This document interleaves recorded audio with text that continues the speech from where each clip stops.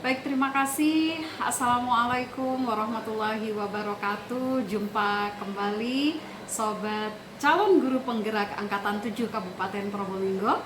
Saya Yuni, saya berasal dari kelas 110 Angkatan 7 Kabupaten Probolinggo. Baik, pertama-tama mari kita panjatkan puji syukur atas kehadirat Allah Subhanahu wa Ta'ala yang selalu memberikan kita nikmat sehat seperti sekarang, sehingga kita diberi kelancaran untuk melaksanakan segala macam aktivitas yang ingin kita lakukan.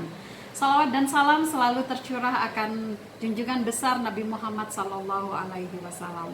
Baik, sebelum saya masuk pada koneksi antar materi modul 3.2, saya akan menyampaikan terima kasih yang sebanyak-banyaknya kepada dalam hal ini fasilitator saya Bapak Suyono, dan juga pengajar praktik saya Bapak Saiful Haq, dan juga teman-teman CGP dari kelas 110. Jadi atas bimbingan Bapak Suyono beserta Bapak Saiful juga kami bisa melaksanakan segala proses pendidikan yang ada dalam CGP ini. Baik teman-teman, jadi modul 3.2 kita akan mencari koneksinya bersamaan dengan modul yang lain itu apa sih sebenarnya. Dan tepatnya pada modul 3.2 kita belajar bagaimana menjadi pemimpin yang lihai dalam mengelola SDM.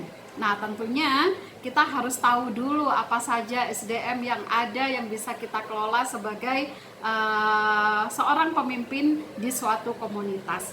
Nah, dalam hal ini pada awal pembelajaran tentang modul 3.2 kita dikenalkan dengan istilah ekosistem, karena nanti kaitannya sangat erat sekali ya dengan apa yang akan kita bahas. Nah, ekosistem ini sendiri sama pengertiannya dengan yang ada dalam biologi, yaitu sebuah proses yang dilakukan oleh makhluk hidup yang mana di sana ada interaksi timbal balik antara kedua unsur. Apa itu?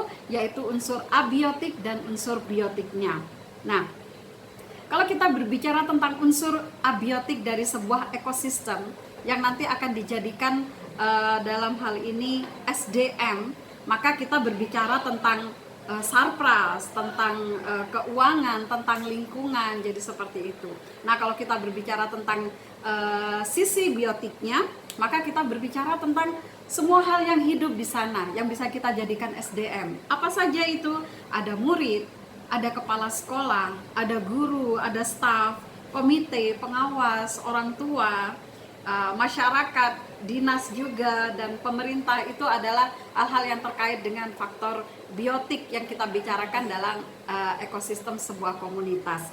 Baik, sebelum kita lanjut ke hal-hal pembahasan yang lain, kita harus sepakat dalam hal ini bahwa ketika kita bicara tentang ekosistem, ketika kita bicara tentang komunitas, maka yang dimaksud dalam hal ini adalah sekolah. Karena kita sekarang dipersiapkan untuk menjadi seorang pemimpin di sekolah atau di komunitas masing-masing gitu ya. Minimal, walaupun kita tidak menjadi kepala sekolah di komunitas kita atau di lembaga pendidikan yang sedang kita ampu dalam hal ini, tapi kita akan menjadi pemimpin pembelajaran dalam skup kecil. Jadi itu juga membutuhkan hal-hal yang terkait dengan kelihayan bagaimana kita mengelola SDM-nya. Baik, teman-teman CGP yang berbahagia, jadi ketika kita berbicara tentang SDM, otomatis kita harus mengenali atau mengetahui apa saja SDM yang dimiliki oleh komunitas kita, oleh sekolah kita.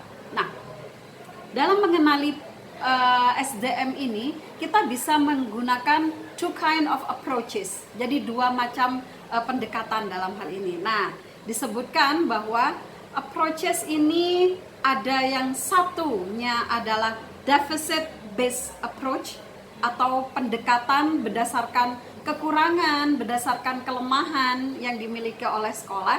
Dan yang kedua adalah asset based approach atau pendekatan berdasarkan aset yang kita miliki atau keunggulan-keunggulan yang kita miliki. Nah, di sini ada dua hal yang berbeda. Kalau kita fokus kepada penggunaan yang deficit based approach, maka yang terjadi adalah kita akan selalu merasa bahwa lembaga kita itu kurang, lembaga kita itu memiliki banyak kelemahan, sehingga apa yang timbul? Maka yang timbul adalah vibe-nya negatif. Jadi kita merasa kurang ini, kurang itu, ada hambatan ini dan ada hambatan itu. Hal itu membuat semangat kita akan kendor dan berkurang. Jadi seperti itu. Nah, sebaliknya jika kita menggunakan yang asset based approach dalam hal ini, maka kita akan mengetahui kelebihan kita. Kita akan merasa banyak sekali keuntungan yang dimiliki oleh sekolah kita, dan akhirnya yang timbul itu apa? Vibe-nya positif. Jadi nuansanya, auranya positif, dan pastinya jika kita merasakan sesuatu yang positif yang banyak sekali dalam diri kita atau dalam lembaga kita, maka yang muncul adalah semangat untuk berjuang, semangat untuk melakukan perubahan. Seperti itu ya. Oke, baik. Jika kita ingin menganalisa assets, jadi kalau kita pendekatannya berdasarkan assets based approach, ada 7 modal utama yang bisa kita kenali. Jadi yang pertama adalah manusianya.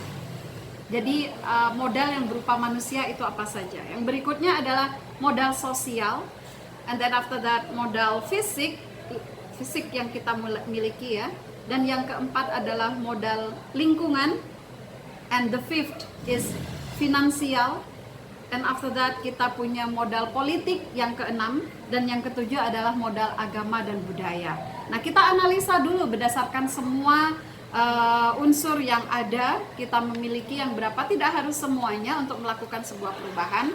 Kemudian kita coba setelah itu melakukan atau menginisiasi apa yang ingin kita kembangkan di sini.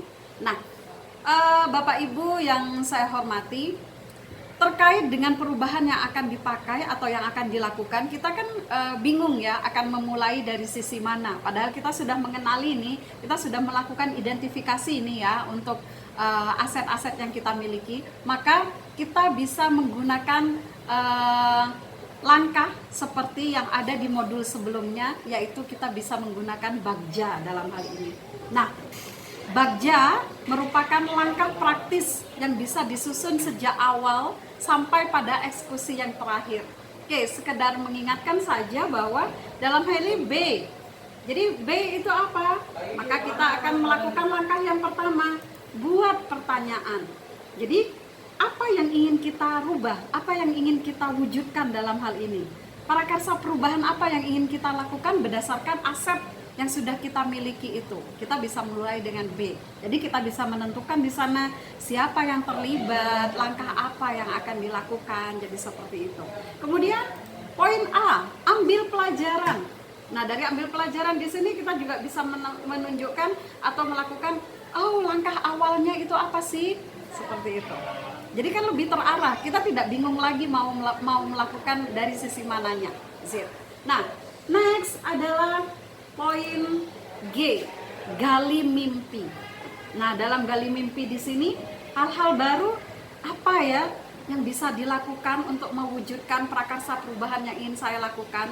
Nah, kan lebih terarah langkah kita dalam melakukan perubahan itu, dan otomatis kita bisa melakukan pemanajemen terhadap SDM yang kita miliki.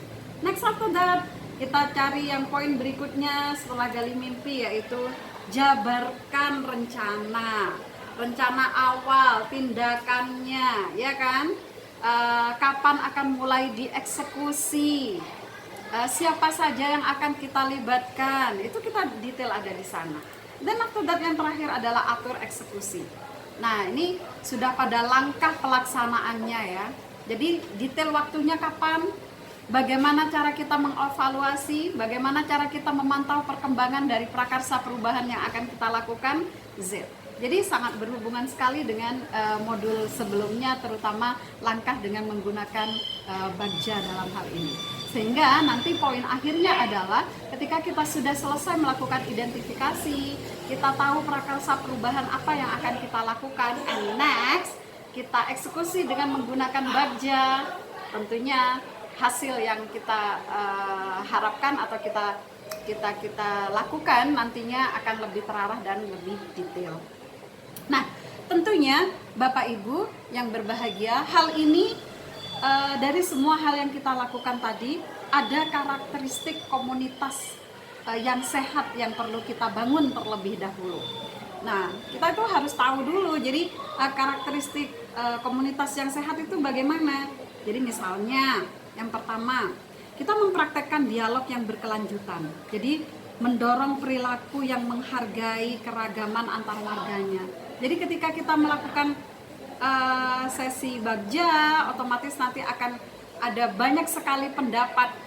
Yang A menginginkan begini, yang B menginginkan strategi yang begini, dan lain sebagainya. Maka sebagai pemimpin, kita harus bisa mendorong dan bisa menghargai jadi tentang keragaman pendapat di warga komunitas kita. Itu yang pertama. Itu adalah salah satu karakteristik yang menunjukkan bahwa komunitas kita itu sehat.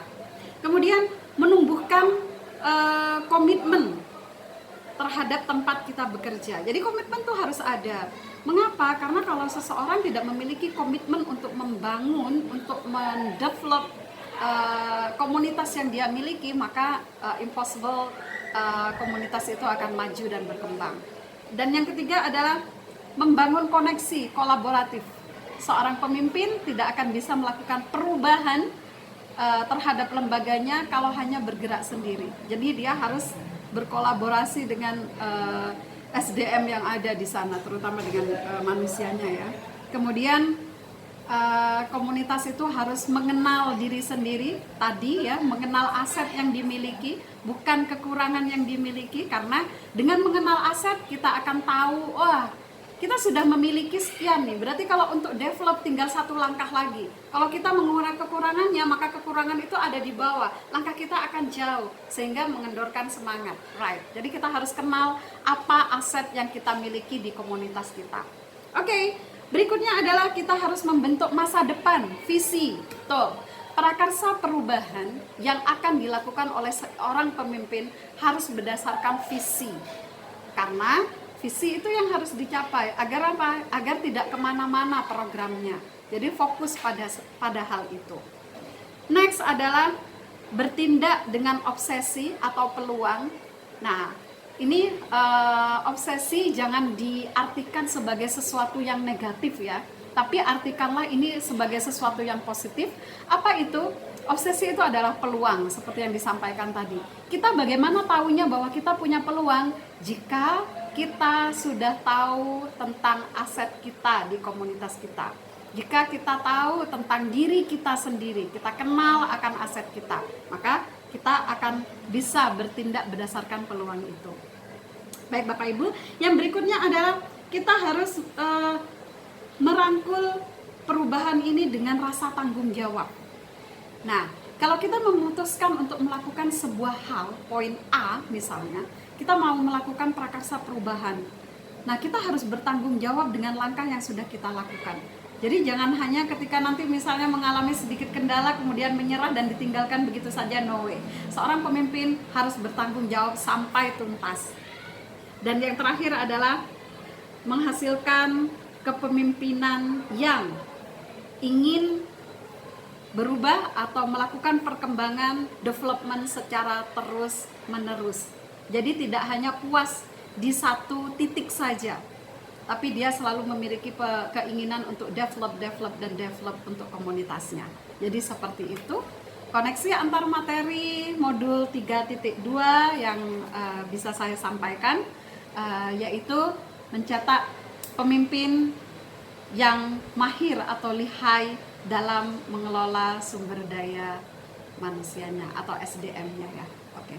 That's all for today. Thank you very much atas perhatiannya. Semangat terus CGP 7 Kabupaten Probolinggo. Assalamualaikum warahmatullahi wabarakatuh.